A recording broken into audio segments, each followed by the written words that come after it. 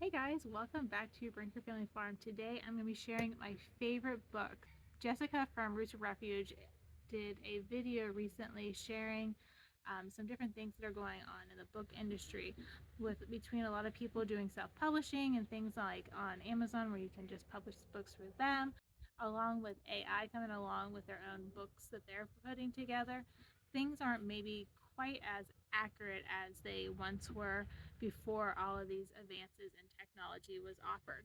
The point of her collaboration is to share books that we have read that we know have really good, solid information so that other people that are coming up into the homesteading are wanting to learn more. So my hope for you is that these books that I found to be really informative and that I go back to will also be books that you will enjoy as well. Now, most of these I own. I think the only one that I don't own is this bottom one that we'll get to in a minute. I also have two books for kids that I grabbed and thought would be fun to share with you guys as well. The first ones I'm going to start with are the kids ones, and then we'll move on to the adult books. Sally's Visit to the Farm, a kids yoga farm book. This book has some really cute yoga poses and good illustrations, and then in the back of it there is also like more to learn about yoga and parent teacher guide, talk together, learn about movement, develop breath awareness, put safety first, and then also like the more detailed steps for doing these poses. I went for this one and added this to my list because I think that we are getting away from teaching our kids that stressful things are going to happen, but we have to learn how to deal with those things. And some of that is the deep breathing. Some of it is learning how to stretch our bodies and gentle movements so that we can go on with things and maybe not hurt ourselves because we're always on the go, always fast and forward, instead of taking a few minutes to just breathe deeply and move on. The next book is called Sprig the Pig, and it's a really, I've really enjoyed this series. There's two books, and I don't have the other one right now, but the other one is called Gwen the Rescue Hen. These two books in this series are sharing what life is for the typical pig and the typical chicken that are grown for the supermarket. For you to go to any major food chain or even non-major and buy the meat that is provided there. Living conditions are not ideal for those animals, and this book kind of shares what it would be like for them to escape, for them to have like the farm life instead of the stuck in a small quarters life that they have. And then at the end, there was a lot of really good information to make you aware and make your kids aware that not all animals are treated as well and as cared for as well in those settings as if you were growing them yourself. Now I know not everybody can grow their own animals. I mean, we don't have pigs yet, so I still buy pork. And we've not gotten to the point where we've butchered our own beef yet, but we do our chickens and we do some turkeys. So we're, transitioning. Not all chickens get to live out here like ours do with the fresh air and the sunshine, and half of our chickens are getting moved, and next year I'm really hoping to get all of them able to be in a more movable coops, but it's like one step at a time kind of thing. And so it's just a little eye-opening for people that might not be quite aware of what those conditions are for those animals. So those are the two kid books. I have those on my website and other shops on Second if you're interested. Next up, I'm going to talk about a couple of animal books that I have. My dear friend Grace, I call her my internet mentor.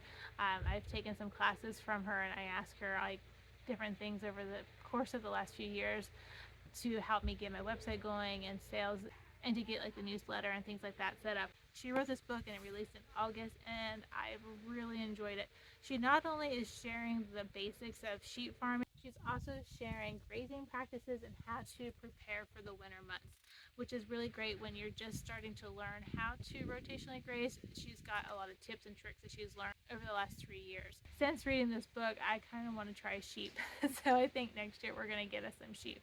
But this is a really great resource, and she self-published it. This is all on her, so it's one of those ones that I'm going to root for the self-published book. She has put a lot of time and effort into this. This is a lot of her experiences. Every picture in this book, which is, she's got it full of pictures is from what she has seen and learned and done in the last 3 years. So you're really going to get your money's worth out of this book, and you're going to learn a lot. That's been my Saturday morning reading as of the last few weeks. The next one is the Storeys Guide to Raising Beef Cattle, because this is where we are right now. We're trying to finish some cows to send off to butcher and getting the next round going. These books from these story guides are wonderful. We've had so many of them over the last few years, and we're just slowly adding more to our collection. They have pigs, rabbits, sheep, horses, chickens, miniature livestock, and I believe like the sheep would go, like sheep and goats might have been like in the same, if I remember correctly, and the same type of book. But this has a lot of really great information. There is some pictures in it and illustrations like birth things. This was the birth calving section, and sickness and virals and weaning cows. This has been Bo's reading for the last few weeks, is trying to just get some bits of information out of it to help us move forward with healthy cows and to be able to improve each year. I think being a lifelong learner is a very important thing, and anytime you can get a good solid book and find something, even if it's something little that you can do to improve. But like I said, Storeys Guides, these are great books, and they cover most of your animal species. That takes care of the animal books that I have that are good too. The story guide, and now that I have this sheep book, that'll be in my collection for as long as we have sheep. The next book, I love the Rosemary Gladstars books, and this one Bo had picked up for me a few years ago, and I have flipped through this book so many times. I always go back to reference it and use it as a guide to make sure what I've learned, I'm remembering and retaining correctly. That way I'm making sure I'm sharing the right facts if I'm sharing it with somebody. My favorite, and it just popped open, is the calendula section. So she talks about the calendula, growing it, medicinal uses, how to make the oil and different salves, and even included a face cream. So that's the nice thing about this beginner's guide. She has illustrations so you can really see the herbs and get a good picture of it. You can get a breakdown of it. She also gives you some recipes on how to use the herbs, because it's one thing to grow them, but it's another thing to actually use them. So that's my favorite herb book. The next, I'm going to stick 3 here. So I have these 3 next. They're all by the same author, and she has some really great information. On the cover of this first book, it says A Citizen's Guide to Climate Victory Gardening. In all of her books, she's going to share with you how to improve your soil and maybe make it a little bit better with what you have, and talking a little bit more about the climate in your area. She's going to share a little bit more about like regional things that are different. She doesn't go into super long depth, but she does give you enough bits of information that you can get a start, and then you can go diving deeper into it. So like this map,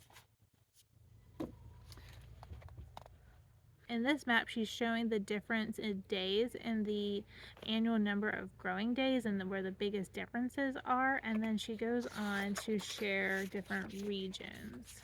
So like this would be the Northwest, and so she's going to talk about what's changing, what we're used to, what this means for growers, and this just gives you a bite-sized information so you can get thinking. She has some really good illustrations, like this one says map your site, and it gives you a few ideas of where you could have your different plants growing that would require like shade versus more sunny spots. And then she gives a chart with perennial plant characteristics and how they like to grow, and different information that would be very useful. After that, she also has a section that breaks down some different plants. So this is about the strawberry. So it gives you varieties, where it thrives, planting information, growing challenges, and harvest. And she covers several in this book. This one's really good for container gardening, and even if you want to grow plants in your house. She gives you tips and tricks on different soils that you would need, the different containers that are useful, along with like interplanting different things like tomatoes and basil together in the same pot. And like in the other book, she does share different information about plants. So this one I pulled up about carrots. So for the carrot, she gives you that it's an annual, the crop type is cool. She gives you planting information along with this illustration, upkeep challenges, and some harvest tips. This book will share specifically 2 things that you could grow successfully in containers. This one I'm going to be spending a lot of time over the winter going through. I am really at the point where I want to make sure I'm getting more perennials put in. This year we got raspberries, fig trees, and some more fruit trees got planted, and I'm ready to kind of move on into some other areas. She shares 34 popular herbs and plants to grow and gives you some recipes. And also at the beginning, she shares some things about soil health and how to improve it, and composting, things like that would be useful in helping these plants thrive as well. The next book I have is Year-Round Edible Gardening. I've really each winter I tend to pull this book out and kind of like I start rethinking what I could do differently in the new seasons, because I want to try to make sure I'm optimizing our fall and our winter gardening. The more years I get doing this, the more I want to try to learn and how to make sure I'm expanding our growing seasons. I do have a hoop house this year that I'm looking forward to seeing how things grow, but I am in Ohio. I am in Northeast Ohio, so I know that it's going to, whatever makes it and grows, it's going to grow very slowly, but come spring, I might be able to harvest some things a little bit earlier than had I waited until spring to plant those things. She offers a lot of charts in this book to help you like learn the description and application of things, and gives you some good pictures as well. And then one more book, this Nourishing Traditions. I have went through this many times. This is a library book and I am going to be buying it. I love this book when it comes to cooking. This gives you the why. Why would you want to cook this way? What is it going to do to help me feel better or to nourish my body? And this is the book that I think like most people should have on their shelves. So if you have been cooking or you're starting to cook and do more cooking and you're wondering like why making broth at home would be a better choice than just buying it from the store, well, this is going to tell you that it's like medicine. When you have a good hearty broth that's cooked in with the bones, you're getting all that nutrients off of the animal's bones, and you're able to nourish your body and feed your body way better than anything that you'll be able to buy at the store. You want to have a thick, gelatinous broth. You want that to coat your body. It has got so many good things. So I'm just going to read the section here about stocks. In folk wisdom, rich chicken broth, the famous Jewish penicillin, is a valued remedy for the flu. The wise food provider who uses gelatin-rich broth on a daily or frequent basis provides continuous protection from many health problems. I think we all should be having broth a whole lot more than we have been. But like I said, this is my go-to book when I like want to know the why, when I need to know why is this broth so much better than what I'm buying at the store?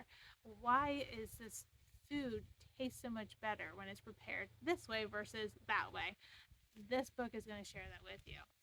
So it's one that like I said, I've had this many times from the library, and it is on my book list that I hope to get very soon. I have one more book to share with you, and I'm really excited to share this one with you. I have been working on a book myself. I will be self-publishing it. It'll be hopefully out very soon. I'm at the final editing. I had a friend give me some encouragement and push me along with it, and another friend was helping me with the editing process, and so I think I'm finally at the end. I've almost got it, and I have a few more pictures, and then it's going to be wrapped up. It's going to be a downloadable book, and I'm going to try to get it printed, but I haven't got that point yet to know what the cost of that's going to be.